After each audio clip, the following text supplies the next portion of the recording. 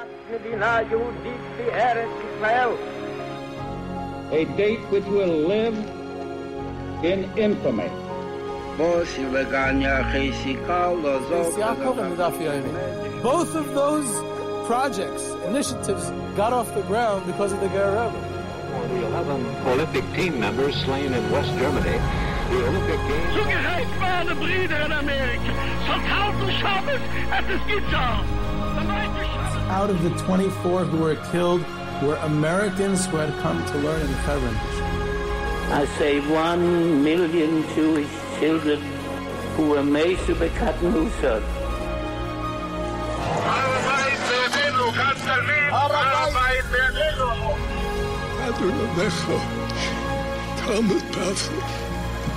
Whoever heard such beautiful words? It is never too little. It is never too late. And it is never enough. Jewish History Soundbites, bringing alive the world of our glorious past. Here is our host, live from Jerusalem, Jewish historian and tour guide. Welcome everyone to Jewish History Soundbites. This is Yehudi Geber with another episode of Jewish History Soundbites, but this is not just any other episode. This is episode number 250 of Jewish History Soundbites, and it is quite a milestone, how far we've come, and the time to make a bit of a summary, I guess something along the lines of the history of Jewish History Soundbites. The podcast started off quite small, small in everything, small expectations, a smaller group of listeners, and also the episodes themselves were shorter, significantly shorter.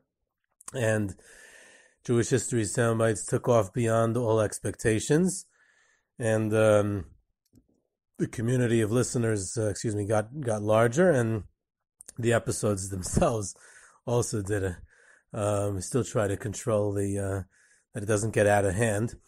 This is an opportunity. I want to say thank you to all the listeners, to the producers of Jewish History Soundbites, and thank you for the feedback that I get from listeners. Thank you to the sponsors and also those who submit ideas and engage Jewish History Soundbites, engages the listeners on social media, and it's a lot of fun there also, on Twitter, LinkedIn, other platforms, and all kinds of activities there, and trivia, and all kinds of great stuff going on, and it's grown to a huge community of listeners, and not just any, knowledgeable, dedicated, for the most part, very nice and gracious and polite as well.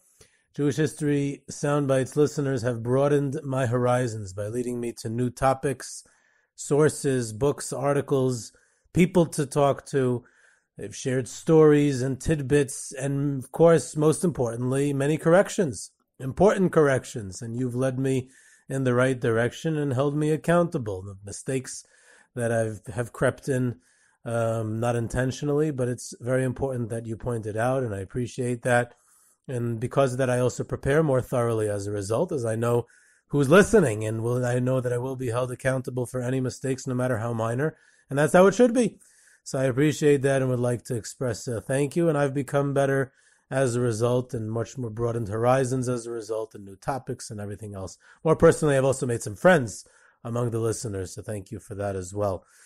So, as usual, we're looking ahead to the future. It's nice to talk about the history, but looking ahead to the future. So at this milestone of episode number 250, I want to talk also about the future. Sponsorships are, of course, available also for tribute episodes. Last week, unfortunately, we had the passing of several great leaders of the Jewish world. And I did one tribute for David Soloveitchik, but there's also tribute episode sponsorships available for Yitzhak Shiner and Rabbi Dr. Abraham J. Twersky. I'm going to try to start another series. I know that's very popular when we have a series, an ongoing series of a more in-depth topic, so we can have sponsorships for that as well. There's lots of interesting topics coming soon. There's the second season of the City series is going to be starting this spring, of the cities, Great American Jewish Cities, and we can go beyond America this time as well. working always on upgrading the production and content. I'm always thinking of bigger and better things to try to engage, the listeners and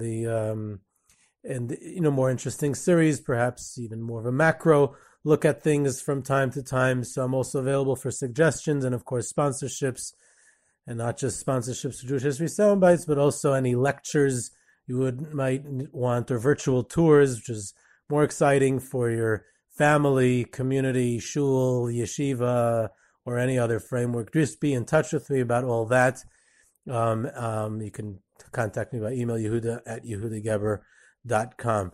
I thought of doing something a bit different for episode number 250, and that would be to take a step back and try to see what we're trying really to do with all this. What are we trying to accomplish with the episodes of Jewish History Sound, with this podcast? What is it all about? So I want to share my own view of things. And of course, it's open to interpretation and other.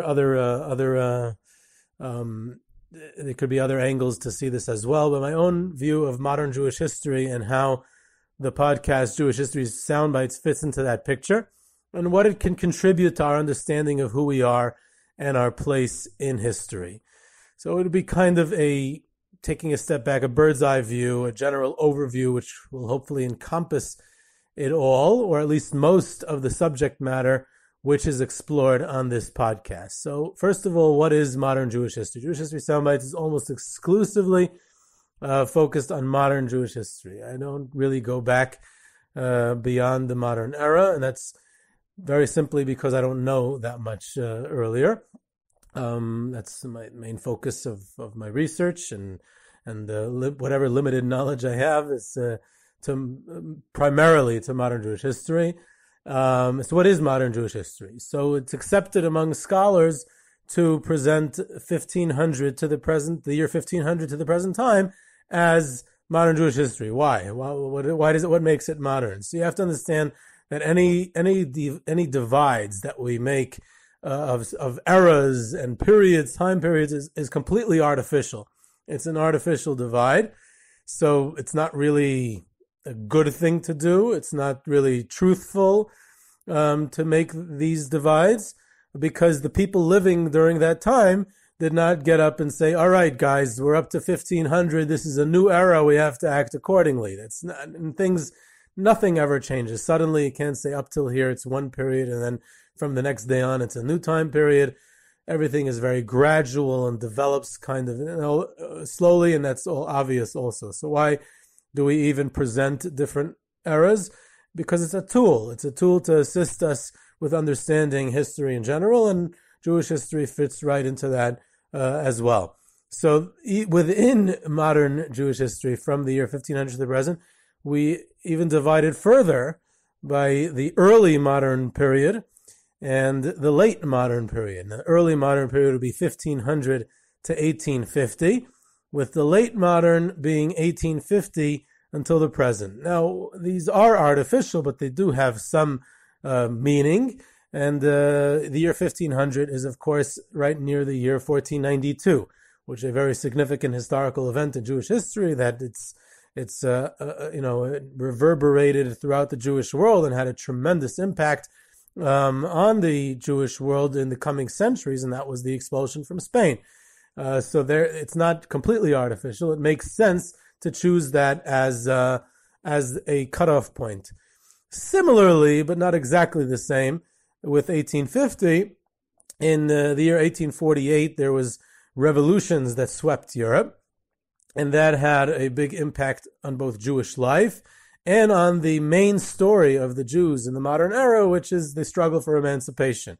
So the 1848 revolutions in Germany and other European countries had high hopes for Jews across Europe to get emancipation and to get more equal rights, and many of those hopes were dashed, which led to further developments and had a big impact on the coming decades and century of Jewish life as well. So the 1848 revolution is close to the year 1850, so we make that another artificial divide. And now so that's where Jewish History Soundbites operates primarily in mostly late modern, or in the second half of early modern, from like the 1700s and on. For the most part, there are occasional exceptions that I will stretch back a little bit further into our glorious past. So what's special about modern Jewish history, and primarily late modern Jewish history? It's with the focus of my research and, like I said, the prime subject matter of the podcast. So it's essentially a time of sweeping changes, fundamental shifts, developments, changes with far-reaching consequences which have shaped the Jewish world which we live in till this very day. So the theme, so to speak, is changes. The theme of everything that I research and that I discuss on the podcast, the underlying theme, if we can call it, is changes. Changes which affect the Jewish people and continue to have a significant impact on the social and religious and political and cultural makeup of the Jewish people till today. So if we further divide that, I'll talk about, in the next few minutes, I want to talk about 6 of the primary changes which I focus on, many of which overlap. It's not distinctive. It's not, one or the other. It's many of them are very much overlapping, and all of them are interrelated pretty much. Therefore, any one episode is really touching on several of these at the same time. But if we want to divide it into 6 primary changes that took place in the Jewish people in the last few centuries, that will give a little bit of an overview of what all this is all about.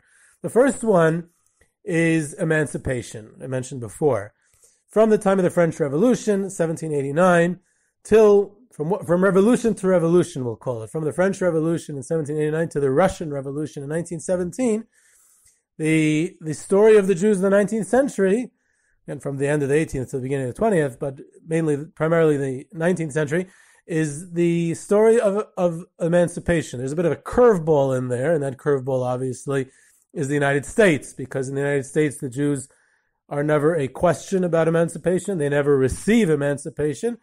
Citizenship and equal rights is something that comes naturally and never is a distinct issue. So that, again, that has to be spoken about as well. I mean, that's also a big story. What happens there, and how does that impact Jewish life as a result also? So the anomaly of the story in the United States is also part of the story of emancipation, in the fact that it's the exception to the rule. Excuse me. Whereas in Europe, there's a struggle in each and every place for emancipation. The stages of receiving that emancipation, that citizenship, that equal rights, that opportunity, the falling of the ghetto walls in a metaphorical and very often in a literal sense, and when each country receives it and how the Jewish community deals with it, the challenges of emancipation, the results, what happens to the Jewish community, how do they integrate into society, what happens to religious life, what happens to anti-Semitism. And then, of course, we have, towards the end of the 19th century, to a certain extent, we have the disappointment of emancipation, that it did not achieve what the expectations were of the Jewish community to achieve. And if we point to one manifestation of that, which leads to massive new developments in the Jewish people, we'll have, Dr. Leon Pinsker's book, Emancipation, where he declares that emancipation did not work out. In Western Europe, it did not make anti-Semitism disappear. And in Eastern Europe, where most of the Jews were, they never even received it, and they didn't have any hopes that the Tsar in Russia would ever, give them emancipation at this point. So he says, Auto-emancipatio. He writes it in this German book in German, in a pamphlet really, in German. And that's that Jews have to emancipate themselves. So that leads to the whole story of Jewish nationalism, which I'll get to. So the struggle and the challenges and the results and the disappointment and the stages and the development, all that is one of the major changes, one of the 6 of the last couple of centuries. Another one is what I call the biggest one of all, and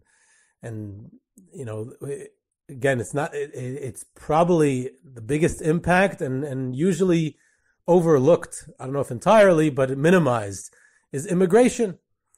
The story of the Jews of the last couple of centuries is one of immigration, massive population shifts. When did that happen? Why did it happen? What were the destinations? What were the catalysts and causes? And the results? It's probably the biggest change of all. If you look at the Jewish world today, the Jewish people today are all in places that they were not, for the overwhelming majority of them, a century or two ago. They're in completely different locations. The two main locations where 90% of the Jewish people are today are in the land of Israel, in Eretz Yisrael, the state of Israel, and in the United States of America. 200 years ago, there was almost none in either of those countries. Whereas the centers of Jewish life, whether it's Eastern Europe or even Western Europe or North Africa or the Middle East, it's those Jewish communities have either disappeared completely, entirely, or have become so minimal that they are not the main central focus that they once were 100 years ago, 200 years ago. So that's a big story. There's these huge millions and millions of Jews, population shifts. It also has to do with the Holocaust, obviously, which is another thing I'm going to get to. But what caused this immigration? How did they choose their destinations? How did they deal with the new countries and the challenges of a new country, new culture, a new place, how do they deal with that in a religious sense, in a cultural sense, in a communal sense? How do they rebuild communities in these new places, and how did that affect Jewish life? So the story of the Jewish people, in perhaps the biggest way of the last 2 centuries, is immigration, new destinations, new horizons, new countries. The third one that is a related, again, a lot of, like I said, a lot of these are interrelated, and it's, I guess, like I said, with the time periods, it's also artificial that I made it distinct, the 6 separate ones, but it could be that you could, put a couple of them under the same rubric as others. But modernity, modern times, the modern era, the challenges of modernity, which is kind of related to emancipation, but way, way beyond citizenship or equal rights. There's the actual challenges of the modern era, what we would call the Enlightenment, or the Haskala, the different stages of the Jewish Haskala, the Haskala in Germany, and then how it shifted from Germany in the 1700s to Galicia in the early 1800s, and then from Galicia in the early 1800s to the Russian Empire in the mid-1800s. And what was the Haskala and how did it develop? It's actually something that we need to devote more episodes to this topic. It has been unfairly neglected in Jewish History Soundbites, and I hope to get to that as well. So, of course, if that's something that piques your interest, you can be in touch with me about sponsorship for that as well. There's also Reform Judaism, which develops in Germany in the early 1800s. And then there's the overall idea of integration into the surrounding society, of acculturation, of eventually what becomes secularization. The Jewish world, up until the year 1700, even mid-18th century perhaps, was overwhelmingly traditional Judaism, what we would call a shomer Torah umitzvos. And today, the overwhelming majority is not that way. So how did that change? That's a product of the modern era from many different factors. You can't isolate one or the other. You can't say it was Haskala, it was Reform, it was this, it was that. It was a combination of a multitude of factors. And eventually, there's also assimilation. And assimilation becomes a product of the modern era, assimilating into culture, assimilating entirely Jewish identity. There's a lot of influences from the outside of the Jewish world, and the Jewish history is never a vacuum. It always has to be understood in the context of what's going on in the general society, in the general world. There's changes in governmental policies. There's changes in countries, in wars, in advances in science and technology, something that we tend to minimize. But changes in technology probably affected the Jewish, in the context of challenges of modernity, affect the governmental policy and advances in technology. I would guess, again, we can explore this more in episodes on the topic, affected the Jewish people in the modern era much more than internal Jewish forces such as Haskala. So that's important to get that whole story straight about what happened. How did the Jewish people face the challenges of modernity? What were those challenges? How did they, and what happened? How did that lead to different stages of integration or acculturation or even assimilation? That is number 3, and that of course leads directly into change number 4, which is perhaps the most episodes are related to this topic, most episodes of Jewish History Soundbites, and that is the spiritual and religious renewal of the Jewish people in the modern era. And that is through different personalities and different movements. And the important point here is as follows. The general assumption is that traditional Judaism is just that. It's traditional. And therefore, if it's traditional, then it's not subject to change. And it's while everything and everyone else in society is busy changing, traditional society clings to its traditions of the past. And therefore, it is not subject to the external forces that perpetrate the change in society, perpetrate. Yeah. So that belief lies at the very core of conservatism and conservative societies, such as religious societies, such as Jewish religious societies of the 17th and 18th centuries. The only problem with that assumption is that it's wrong. Traditional Jewish life reacts to change and fortifies itself and renews itself based on its perceived needs in a changing world. And that is the correct way to view the many changes in traditional Jewish life in the modern era. Essentially, all of the movements of change and all of the personalities who are associated with those movements are modern movements. They're modern movements. And that's what's astounding, is that we have a conservative religious society, a traditional Jewish society, and it's a modern movement because they're reacting to a modern world. They're confronting challenges of modern society, and they create either reactionary movements or spiritual renewal, revival, however you want to call it, that is a direct or even indirect reaction to the world changing around them. And that is the Chassidic movement. That is the new emphasis on education, the Yeshiva movement. That is neo-Orthodoxy in Germany, of Reb Shamshon Fall Hirsch and others. That is Orthodoxy in Hungary, associated with the Chassam Sofer. I always say whenever I go to the Chassam Sofer in Bratislava, when it's possible to travel, and I bring groups there. So I mentioned the most famous saying of the Chassam Sofer, what he used to the changing, the winds, the sweeping winds of change in his time. He would declare, Chadash Asr min HaTorah, anything new is forbidden by the Torah. So now I asked the group, I said, who is this saying attributed to? With that meaning, obviously. In the Talmudic context, it has a different meaning, a halachic meaning. So they say, what do you mean? The Chassam Sofer. So I said, if the Chassam Sofer said it, that means the people before him did not say it. If people before him did not say it, so he said something new. But how could he say something new? Chadash Asr min HaTorah. Right? I know it's a rhetorical question. I don't mean it as a real question.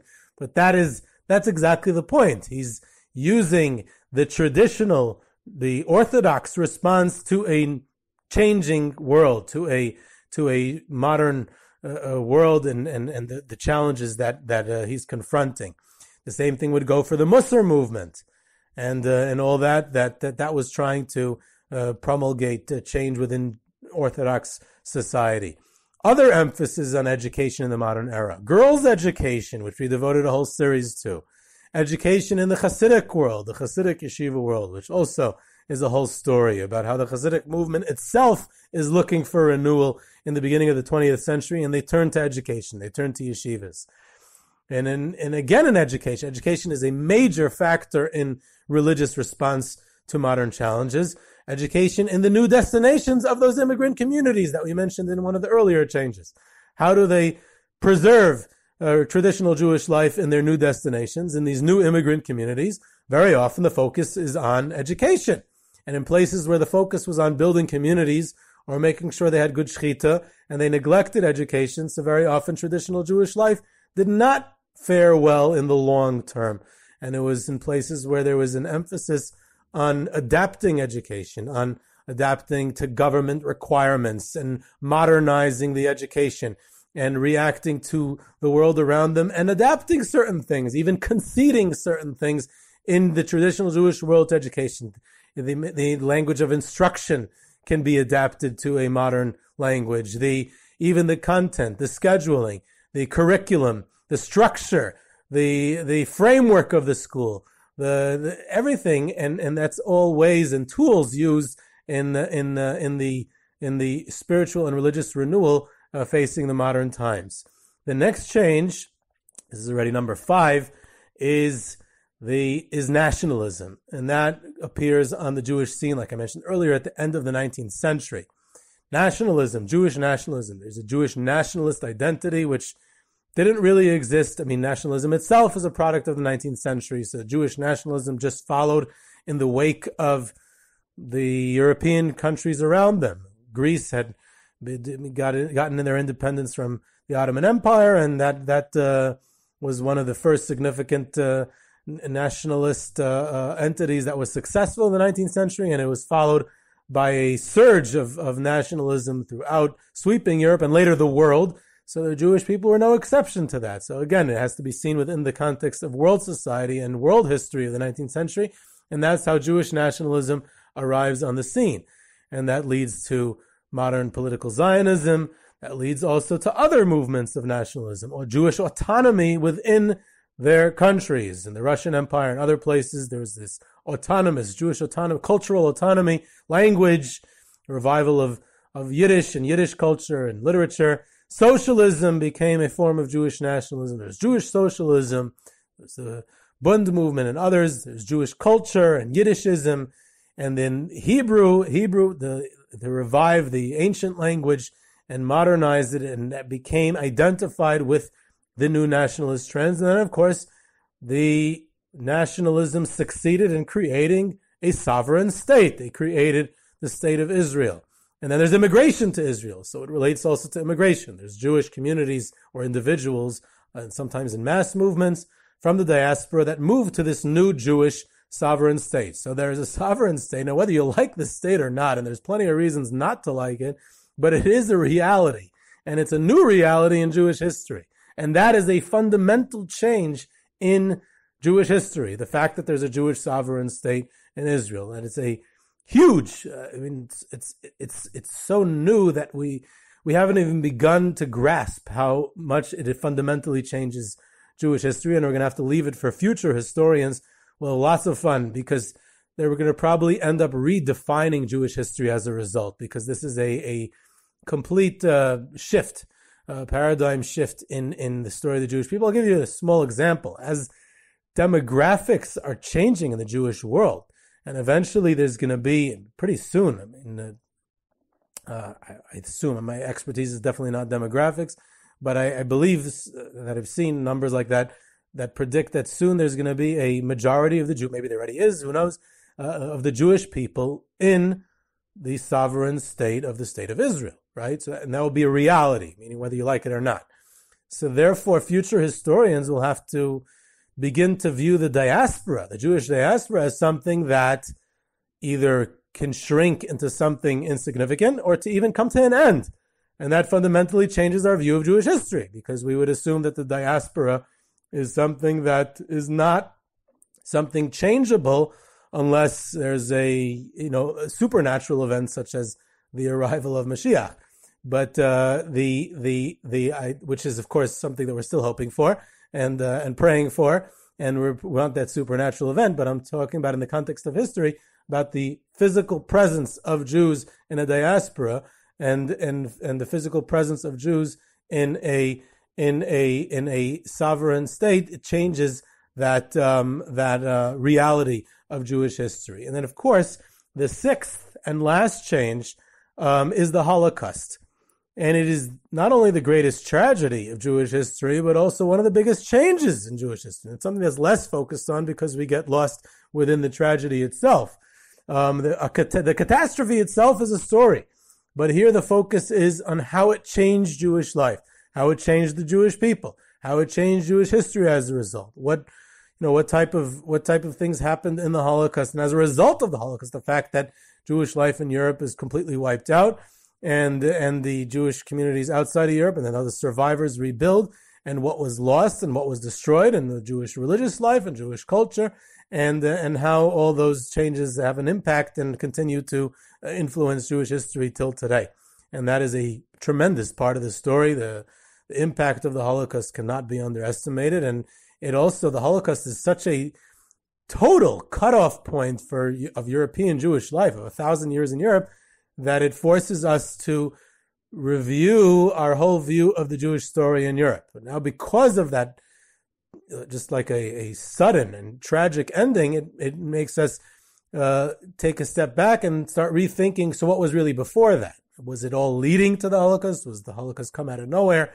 And so it causes us to both look at the before, it causes us to look at the during, what happened actually during the Holocaust itself, what was the story of the Holocaust, and then, of course, the impact that it has and continues to have on Jewish history in the ensuing decades.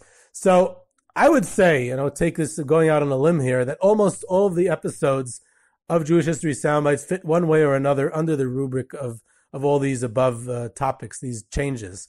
There are exceptions, I imagine, but most stories and sagas and episodes touch on more than one of the above changes, usually several at a time, like I said. And I'm sure there are exceptions that don't quite fit in, or just fit in perfectly into one or the other. So that's, again, just sharing a few thoughts at this very, very significant milestone together at episode 250 about what Jewish History Soundbites is really all about, and what Jewish History Soundbites is going to continue to do to explore modern Jewish history and these changes that happened in Jewish life and how that affects us as a people till this very day. So thank you again. This was Yehuda Geber with Jewish History Soundbites. You can reach me at yehuda@yehudageber.com for questions, comments, sources, sponsorships, lectures, tours, virtual tours. You can subscribe to Jewish History Soundbites on Podbean or your favorite podcast platform. Follow us on Twitter at JSoundbites, and I hope you enjoyed.